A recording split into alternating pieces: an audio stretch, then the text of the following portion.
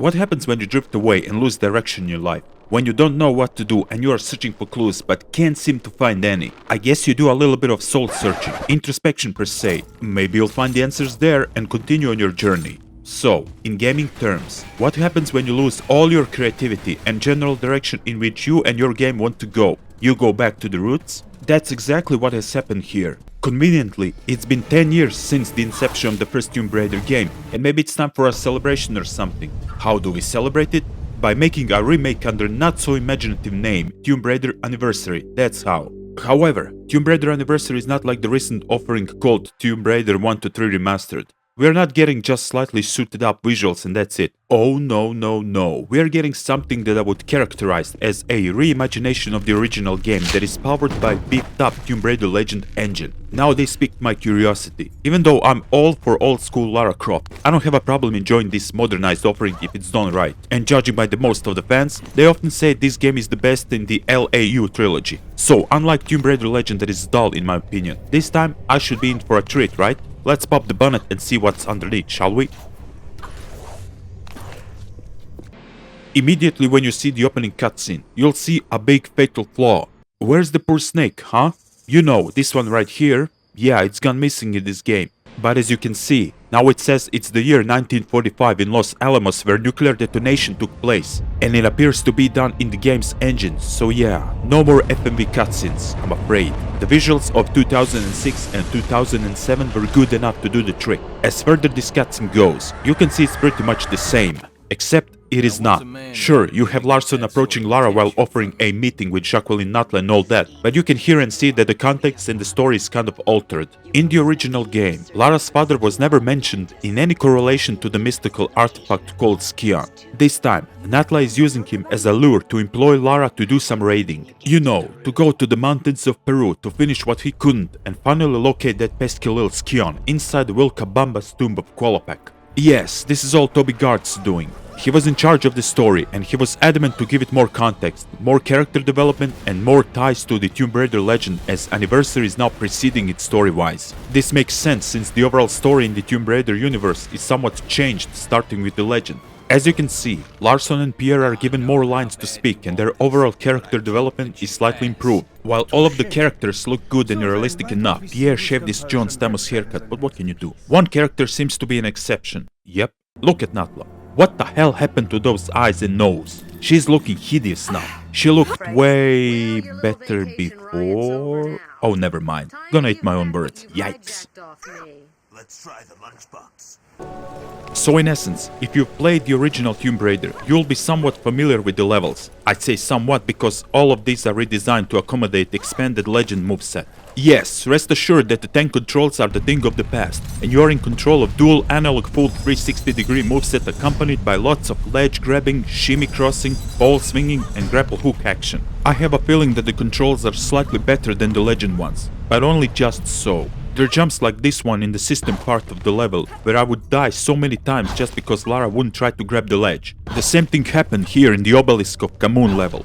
I've died here so many times that I thought maybe the gap is too wide to jump and this is not the proper way to traverse the level. Well, it is the correct way, but sometimes Lara just ain't having it. So yeah, these were the parts of the game that were making me familiar with the nearest checkpoint and continual respawning. Or maybe I'm just a pretty lousy player. Might be just that. Speaking of checkpoints, there is an abundance of them logically positioned on the important parts of the level, and they are making the game much too forgiving just like the Legend. Since health is not saved when you reach a certain checkpoint, sometimes it's cheaper just to die rather than use medpacks and health is restored. So I wound up having like more than 10 large medpacks and more than 30 small ones. There was no need to spend them replenishing health. Checkpoints were enough to do the trick. Since I've apparently completely ditched the level talk in favor of gameplay and controls, let's talk about combat a little bit. I think one of the new things is the enemy's ability to grab or knock Lara off, so she needs to recover or untangle herself to carry on with the fight. Makes you want to improve your dodging skills while shooting them. Well, in the heat of the battle against the tougher enemies, you can actually make them angry so they charge towards you. If you happen to lock onto them and try to dodge them at a close distance while they try to kick you into oblivion, you will slow down time a little bit. This is called the adrenaline dodge, and this makes you deal a critical damage to the enemy.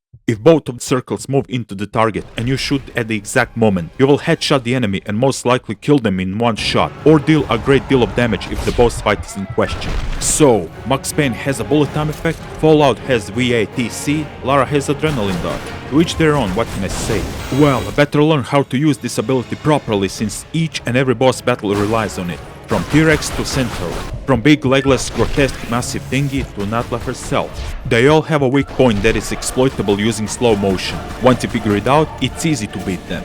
You can see that I'm not mentioning Larson or Pierre or even this Tony Hawk's Pro Skater guy anywhere. Well, they're not being boss battles anymore. You cannot shoot them. Instead, everything is either sorted out through cutscenes or by conducting a successful quick-time event while watching cutscenes. Kinda shame, but I can see that this time the devs opted for making certain events more theatrical, such as Lara's first human kill ever, and the moral dilemma that goes after it. Is it possible to justify it or not?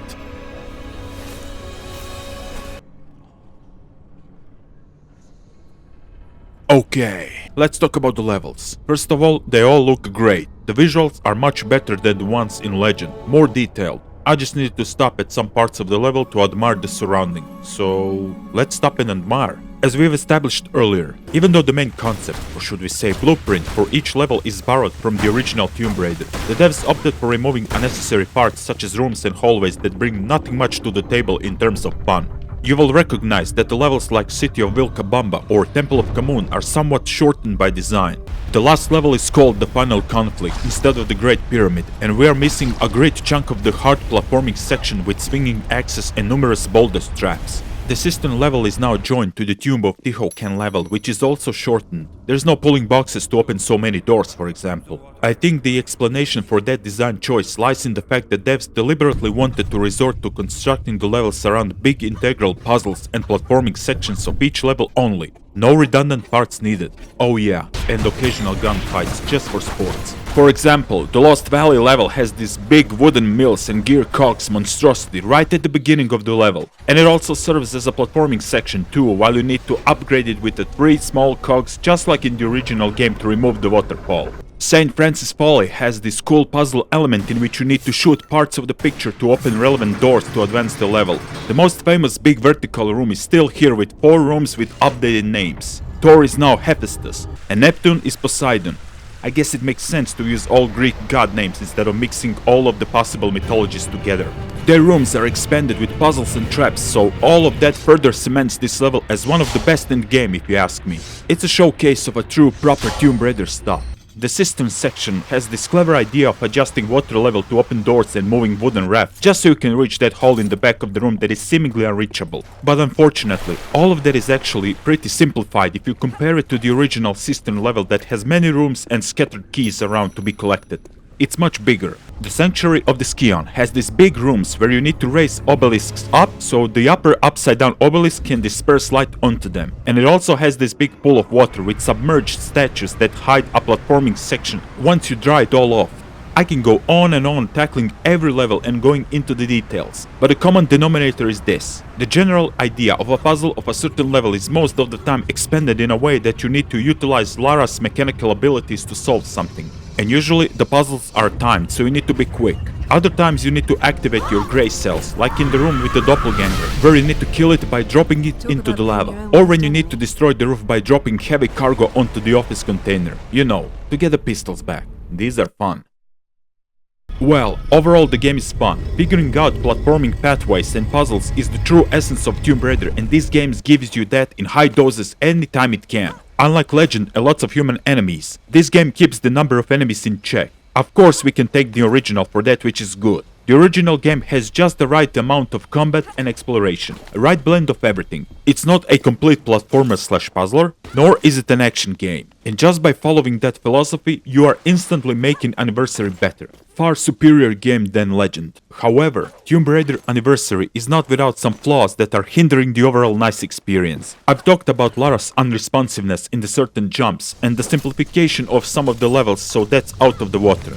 Sometimes a camera can be an enemy, especially when you need to jump behind and you're not so sure if there is something to land on. This can be a problem when you are shimming across the ledge on a wall. You try to position the camera and 90 degrees on each side is all you can get, which is not enough to see what's happening behind you. So sometimes all you can do is pray that you'll land on a pole, ledge or a platform. And also, if you've played the original, you might agree with me on this one. Remember the Atlantis levels with pulsating meatballs and monster enemies hatching from eggs? It felt like you were playing a horror game. In certain moments, the game felt more unnerving than Resident Evil ever was, if you ask me. This is all gone in the Anniversary. The atmosphere of entering scientific hell or alien lair is nowhere to be seen or felt. Atlantis levels in Anniversary felt somewhat, underwhelming by design. Too bad, because the original just nailed it and there was so much potential to exaggerate it in this game. To make you feel you are really stepping into a forbidden, scary place not to be touched by any curious human. Such a shame. Did you know that it was the devs at Core Design who toyed with the idea of making a 10-year anniversary Tomb Raider project back in 2004?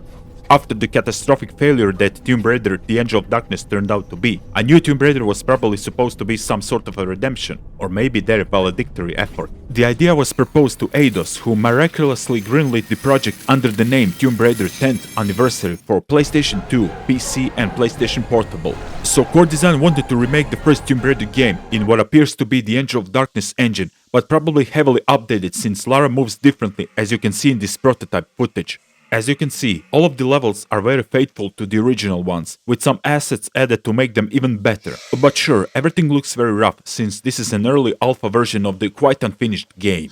While Core Design was working on this game, devs at Crystal Dynamics were working on the Tomb Raider Legend, so that might be the first problem. It's better to keep the franchise to the one developing team. And we all know that Legend was a success, and integral part of re-establishing the faith in the franchise. Another problem was Core Design being sold to Rebellion Developments, so having a Tomb Raider game developed by now an outside studio wasn't going to be a clever commercial move. Crystal Dynamics was an in-house studio that has garnered the experience from making Legend and had the tech to back it all up. So naturally, it was a logical choice that the development of the anniversary game goes to them. And Eidos SCI did that in June 2006. And now this kinda ruined this 10-year anniversary thing. Why? Well, the original game was released in the year 1996 and Anniversary was released in 2007. That's an 11-year gap. What a tragic mess this turns out to be. They couldn't even pull a nice rounded anniversary number of years for this occasion. Anyways, long story short, Core Design's version of the game was scrapped but wasn't destroyed. We were probably not meant to see it ever again. But by the power of the internet and leaking information, a few years ago some of the source code emerged from the dead, and through not so user-friendly instructions, it's possible to play the 10th anniversary game. So, one can only dream of what could have been if the stars were aligned properly back then. Well, let's get back to reality. So, Tomb Raider Anniversary proved to be a success, and many loved it and thought it had captured the essence of the original game. However, the sales numbers didn't quite back it up. Anniversary is the worst selling Tomb Raider game, at least main titles in the franchise, to this day selling slightly more than 1.31 million copies. That's worse than Chronicles or The Angel of Darkness for that matter. It's a tragic shame because I believe this game deserves at least an additional 1 or 2 million copies sold. It's a really good and fun game to play, but did the poor sales number compromise the certainty of the franchise future? Not at all. Crystal Dynamics took another shot in making Tomb Raider Underworld, and that's the story for another video. For now, let's wrap this one up. Thank you very much for watching this video, and until next time, have a good one.